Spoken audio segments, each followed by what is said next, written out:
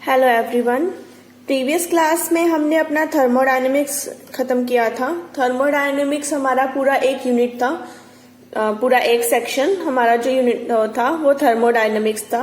और जो हमारा सेकंड सेक्शन है उसके अंदर हमारे पास दो चैप्टर्स हैं, chemical equilibrium and distribution law.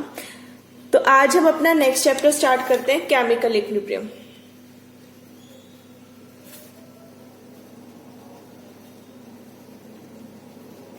जब मैंने सिलेबस डिस्कस किया था मैंने तब भी बताया था जो सेक्शन ए है वो कंप्लीट थर्मोडायनेमिक्स मीन्स उसमें से 4 क्वेश्चन है जिसमें से आपको 2 अटेम्प्ट करने हैं।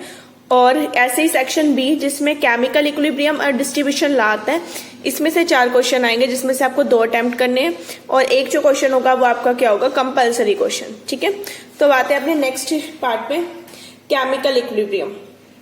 केमिकल इक्विलिब्रियम करने से पहले मतलब केमिकल इक्विलिब्रियम क्या होता है इससे पहले हमें इसकी जनरल कुछ टर्म्स को पढ़ना पड़ेगा। में फर्स्ट हमारी जो टर्म है वो है रिवर्सिबल रिएक्शन।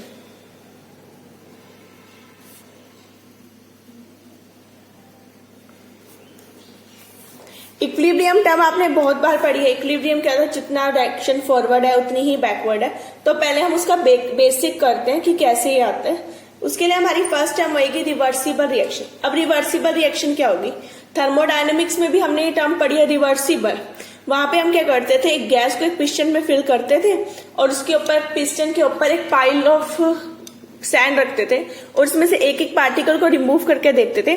जैसे हमने एक रिमूव किया तो थोड़ा सा प्रेशर अंदर का और बाहर का चेंज हुआ जिसकी वजह से पिस्टन मूव किया, बट वो इतना स्मॉल चेंज था जिसे हम बोलते हैं इनफाइनाइटली स्मॉल चेंज की रिएक्शन इमीडिएटली क्या हो गई थी, रिवर्स हो गई थी। ठीक है, ऐसे अब हम बात कर रहे हैं रिवर्सिबल रिएक्शन की। वो तो थर्मोडायनेमिक्स की टर्म में था कि इनफाइनाइटली स्मॉल चेंज आया। रिवर्सिबल रिएक्शन क्या होती है, एक रिएक्शन जिसमें सिर्फ रिएक्टेंट ही प्रोडक्ट में ना चेंज हो बल्कि प्रोडक्ट भी वापस किस में चेंज हो जाए, रिएक्टेंट में, अंडर द सेम कंडीशंस। ठीक है, तो हम कैसे डिफाइन करेंगे, a reaction in which not only reactant to form product under a certain condition but product also react to form reactant under the same condition. उन्हीं same condition में reactant से product तो बनाई बट वापस product क्या बना दे, reactant बना दे। उसे हम क्या बोलते हैं, हमारी रिवर्सिबल रिएक्शन। रिवर्सिबल रिएक्शन को हमेशा इस डबल एरो से रिप्रेजेंट करते हैं। इस एरो का मतलब है रिएक्शन का है फॉरवर्ड हो रही है और इसका मतलब है रिएक्शन कहाँ है, बैकवर्ड। ठीक है, 2 एरोस, इनसे हम हमेशा क्या करेंगे, रिप्रेजेंट करेंगे। अब होमोजीनियस रिएक्शन है, रिवर्सिबल रिएक्शन है तो टाइप भी होंगे इसके। तो इसका फर्स्ट टाइप आता है हमारे पास होमोजीनियस। होमो मतलब सेम। ठीक है, तो ऐसा फेस जिसके अंदर हमारे पास जितने भी रिएक्टेंट और प्रोडक्ट हो वो सब क्या हो, सेम फेस में। Reactant R represent reactant and P represent product R in same phase. उनका फेस चेंज ना हो, मीन्स अगर सॉलिड है तो सारे सॉलिड हो, गैसेस है तो सारे क्या हो, गैसेस। जैसे हम लेते हैं एग्जाम्पल PCl5। PCl5 किस में चेंज हो जाता है, PCl3 पर Cl2। ये गैसियस स्टेट है, ये भी गैसियस फॉर्म है और ये भी क्या है, गैसियस फॉर्म। ठीक है, तो ये हमारा एग्जाम्पल आ गया। इसके अलावा एक लैब में आप रिएक्शन करते हो, हमारे पास होता है एसिटिक एसिड और इथाइल अल्कोहल और आपके पास जो प्रोडक्ट आता है वो हमारा होता है इथाइल एसीटेट प्लस वाटर। ये आप लैब में करते हो। ठीक है, ये लिक्विड फॉर्म है हमारी। एसिटिक एसिड हमें पता है लिक्विड होता है, इथाइल अल्कोहल भी हमारा लिक्विड फॉर्म में होता है। जो इथाइल एसीटेट बना वो भी हमारा लिक्विड फॉर्म में होता है और जो वाटर है वो भी क्या है, लिक्विड फॉर्म। तो सारे के सारे जो चारों हमारे पास हैं वो सारे क्या है, लिक्विड फॉर्म में, लिक्विड फेस में। ठीक है, ये गैसियस फेस का एग्जांपल आ गया, लिक्विड फेस का। ऐसे आप और एग्जांपल ले सकते हो, ammonia N2 + 3H2 changes into 2NH3।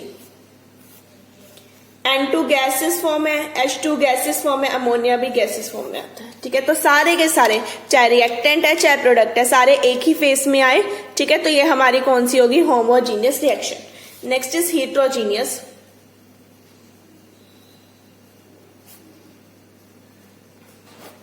Hetero मतलब डिफरेंट। ठीक है, जिसमें रिएक्टेंट एंड प्रोडक्ट जो होंगे सेम फेस में ना होके क्या होंगे, डिफरेंट फेस में।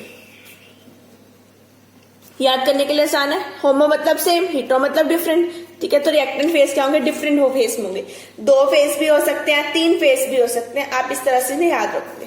फॉर एग्जाम्पल हम लेते हैं मैग्नीशियम।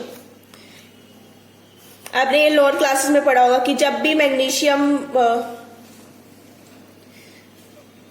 को हीट करते हैं हमारे पास ऑक्सीजन के साथ, तो हमारे पास MgO2 बनता है।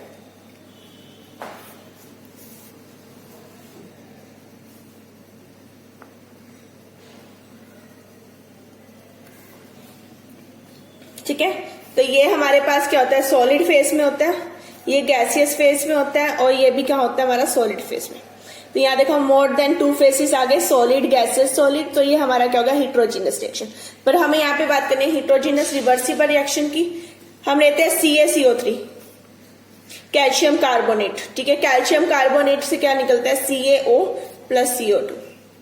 ये कहाँ है, सॉलिड फेस है। CaO भी कहाँ है, सॉलिड है। और CO2 कहते हैं गैसेस फेस। ये रिवर्सिबल का एग्जाम्पल आ गया, ऊपर वाला इरिवर्सिबल का एग्जाम्पल हो गया, ठीक है। तो ये हो गया हमारा हेट्रो, मतलब मोर देन 1 फेस, अलग अलग फेस है, ठीक है। 3 फेसेस भी हो सकते हैं, सॉलिड, लिक्विड, गैस, ये भी इकट्ठे एग्जिस्ट कर सकते हैं। तो ये एग्जाम्पल हो जाएगा हमारा हेट्रोजीनियस का। ये तो आ गई हमारे पास रिवर्सिबल रिएक्शन। दूसरा टाइप क्या हो गया, इरिवर्सिबल।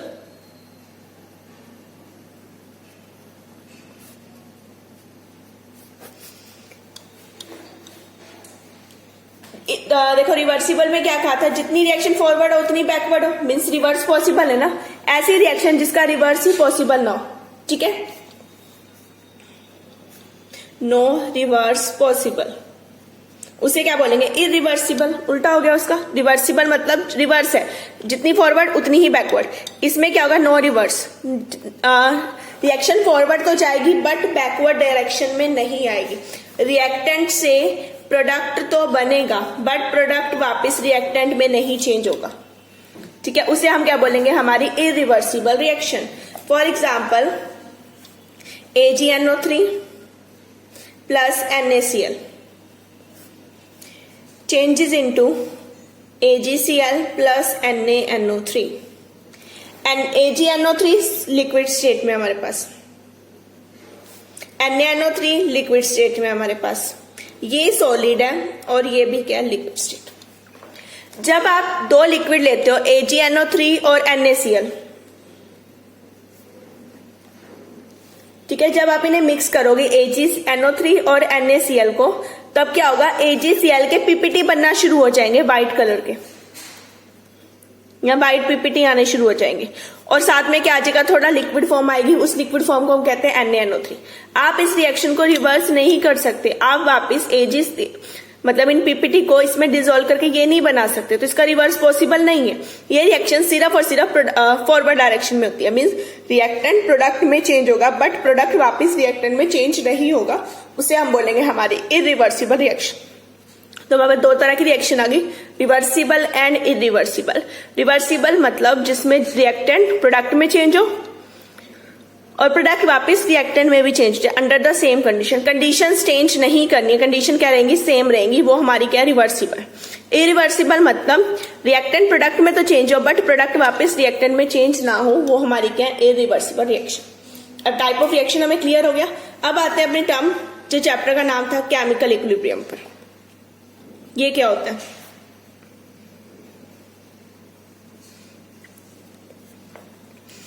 अब देखो यहां पर हम बात करेंगे रिवर्सिबल रिएक्शन की, ठीक है। तो मैं एक ग्राफ प्लॉट कर रही हूं बिटवीन टाइम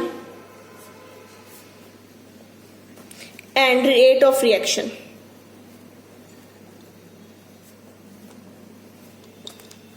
देखो रिवर्सिबल रिएक्शन है, स्टार्टिंग हुई, स्टार्टिंग में आप क्या लोगे, रिएक्टेंट लोगे, तो रिएक्टेंट किस में चेंज होगा, प्रोडक्ट में। बात रिएक्शन रिवर्सिबल जरूर है बट स्टार्टिंग में तो सिर्फ मेरे पास रिएक्टेंट है ना, तो रिएक्टेंट किस में चेंज हो रहा है, प्रोडक्ट में। मींस स्टार्टिंग में तो सारी रिएक्शन कहां हो रही है, इन फॉरवर्ड डायरेक्शन, यानी कि स्टार्टिंग में जो रिएक्शन का रेट है वो फॉरवर्ड में क्या होगा, हाई होगा। But with in a time reactant change होता जाएगा प्रोडक्ट में, तो रेट ऑफ फॉरवर्ड डायरेक्शन क्या हो जाएगा, डिक्रीज होता जाएगा। डन। अब रिएक्शन स्टार्ट हुई, पहले फॉरवर्ड डायरेक्शन से कहा गई हमारी पे रिएक्टेंट चेंज होता रह गया उसमें प्रोडक्ट में, ठीक है। तो यानी स्टार्टिंग में कहा होगा मैक्सिमम, और क्योंकि स्टार्टिंग में हमारे पास कुछ भी प्रोडक्ट नहीं है, स्टार्टिंग में सिर्फ रिएक्टेंट है, तो रिएक्शन बैकवर्ड तो नहीं जा सकती ना, बैकवर्ड तो अभी नहीं हुई, बैकवर्ड नहीं हुई तो रिएक्शन का बैकवर्ड रेट कहाँ गया, मिनिमम आ गया। तो मैं कुछ इस तरह से प्लॉट कर सकती हूँ ग्राफ को। ये रिप्रेजेंट करता है मेरा फॉरवर्ड रिएक्शन को, ये रिप्रेजेंट करता है मेरा बैकवर्ड। ये है मेरा इक्विलिब्रियम पॉइंट।